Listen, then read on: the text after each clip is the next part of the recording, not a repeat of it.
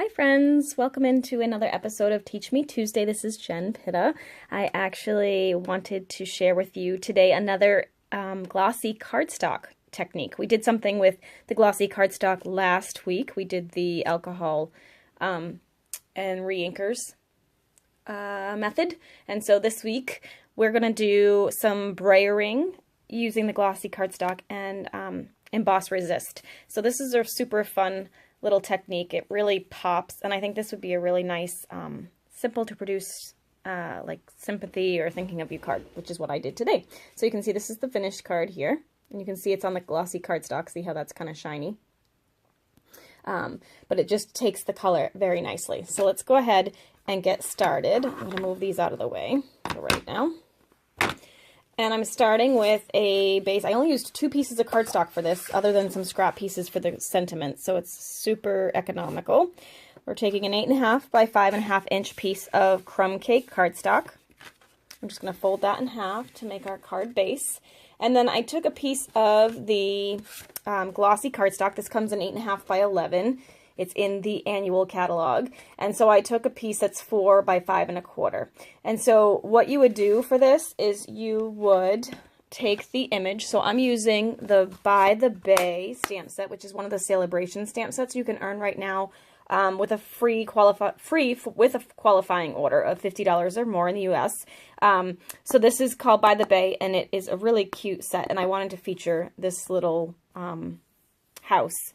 It's pretty detailed, so to color it would be a little overwhelming perhaps, although I wouldn't mind, but I know a lot of people don't love to color, so this is a really great technique to use with a stamp set like this that you don't really want to have to color, but you love the image. So we're going to use this one, and what I did is I took the image and I inked it up with our Versamark ink, and I stamped that here. So let me do that for you. So we just went ahead and inked it up. Now, Versamark ink is a watermark ink, so it's not going to show up very well for you. So you're going to just go ahead and stick it down on the paper. I kind of went right to the edge and a little bit off because I wanted it to not have like a weird, like, jagged edge here. And as you can see, you can't see anything because the Versamark is a watermark ink. Now that that's stamped, you would sprinkle that with the white embossing powder. I'm not going to do it here because it's going to make a big mess on my sheet, and I don't want to do that right now. But you would sprinkle it with the white embossing powder, and then you would heat set it with the heat gun using the highest setting, so number 2. Just keep it far enough away that you're not going to scorch your paper though, because you don't want it to, whoops, you don't want it to burn your paper.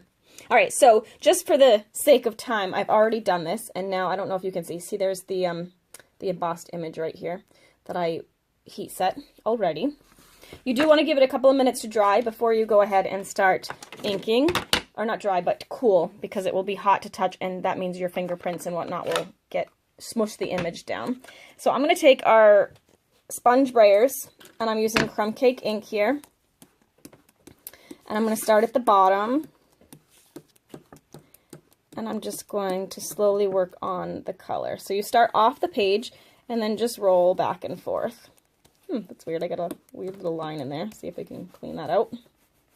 What I love about this is you can just kind of go over the ink and the color repeatedly until you get the depth and the amount of color you want. So if you want it really light, you just do just a little bit, and then if you want it a little bit darker, you keep going. And I probably went a little too high with the brown, but that's okay. I'm just going to do that. And then I'm going to take the old olive, and I have another one. They come with 2 handles in the pack, and I believe 4 of the little sponges. So one pack actually gets you quite a few. I have several, so I have different ones for a lot of different colors. So now I'm going to take the old olive, and I'm going to go in the middle here. And like I said, I probably should have started the olive sooner. So I'm going to actually overlap that gray, that brown a little bit. Kind of turn it more green than brown. There we go. And so you're just going to go over the color and see how that image just starts to pop. It's so pretty. Love it. Okay, now we're going to take the last color, which I'm using Bermuda Bay. My Bermuda Bay is actually getting a little bit light, I think. I should re-ink it, but I liked how the other card came out, so I didn't want to change the coloring too much. So I'm just going to really make sure I get it inked. When you're inking the sponge, don't do this, because then you're just going to get ink on that one little section. So you want to make sure you're rolling the whole thing, so you get ink over the whole roller. And now we're just going to, again, start off the page, and then we're going to just roll it on. And it's actually sometimes easier to flip it the other direction, so that you can hang on to the end you're not inking. I'm just going to put that on. And I kind of like how this looks. It looks like hills back there now. So I'm not going to go over that too much more. I want that color to really kind of stay the way it is. And I was playing around a little bit with another piece of paper, so I'm going to try something on this one. I actually, on this one, I actually used, I don't know if you can even see, I used our shimmer mist, and it kind of made it a little bit blotchy, and it doesn't really show up all that much. I can see a little bit of it in the daylight, but I didn't really love the way that came out, so I wanted to try something else, and I was playing on a scrap piece of paper before I did this, but I think this kind of works a little bit better. I just wanted a little shine to it, so I'm going to go ahead and I'm going to take some shimmer paint, and actually I might just use this this little piece of glossy cardstock as a little paint holder. I'm going to dump, and this is pretty empty, so I'm going to kind of flip it upside down so I can get a little bit of this frost ink. It's thick paint, so it does take it a minute to come out. There we go. So I'm just going to put a couple of blobs of that on my glossy cardstock. And I'm going to take a, where did I put it? Oh, I think it's over here. Yeah. I'm going to take a little Stampin' sponge, and I'm going to blot this. And I don't want a ton, so I'm going to kind of blot it off a little bit. And then I'm going to take this, and I'm just going to kind of put streaks of the shimmer paint in the sky. I think I'm going to stick to the sky for right now. Here we go. And it just kind of, I don't know if you can see that. Can you see how cool that looks? It looks like clouds, which I really love. So that's another little technique you can use if you've got that shimmer paint. I've had it at the crops, so I know a lot of you have ordered it. So that's kind of fun. All right, so then to kind of dress up the card, I used some Whisper White Baker's Twine. And I'm going to wrap it around a couple times because it's pretty thin, so I wanted it to have some substance. So we're going to go 3. 1, 2, 3. And then I always cut a little off here so that you have room to tie. Whoops. So I'm going to do that. And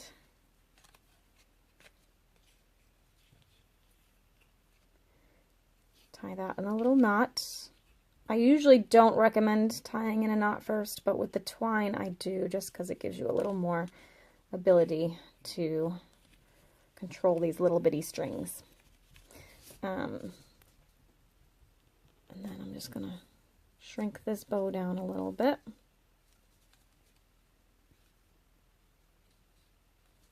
There we go. I would probably fuss with this a little bit more. It's being a little ornery at the moment, but we're going to leave it like that for now. I will probably glue dot that too. My glue dots are packed for card class today, so I don't have them at the moment, but I will probably glue that so that it will stay put like that. And then I took a piece of scrap white paper and the Thinking of You sentiment from the stamp set.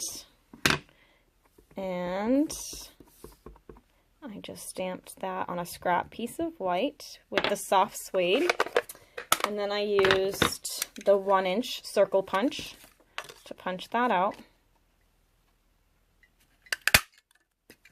And then I did take a stamping sponge, again, just the regular sponge, not the brayer. And I just inked the edges just because it's got kind of a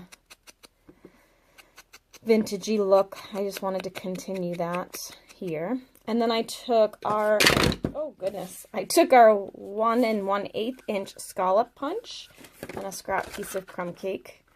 I punched pieced that out. And then I just layered those together. Oops. Put that down on top of here. Like that.